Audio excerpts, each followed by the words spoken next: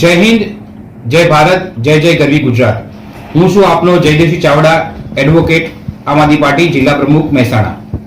મિત્રો, આવતીકાલે 15મી ઓગસ્ટ 1947ના દિવસે જ્યારે આપણે આઝાદ થયા હતા, એ આઝાદીના પર્વને ઉજવવાનું અને જેમણે આપણા દેશ માટે સર્વોચ્ચ બલિદાન આપ્યું, જેમણે આપણા દેશના આઝાદી માટે જે લોકો જેલમાં ગયા, પોતાનો જીવ આપ્યો, શહીદી વોરી, બલિદાન આપ્યા, એવા તમામ વીરોને, શૂરવીરોને આપણે યાદ કરવાના છે અને ઈશ્વરને હંમેશા પ્રાર્થના કરતા રહીશું કે એ અમર વ્યક્તિઓના વીર ગાથાઓ હંમેશા ઉજ્જવળ રહે અને લોકો એની અમર ગાથાઓ ગાતા રહે.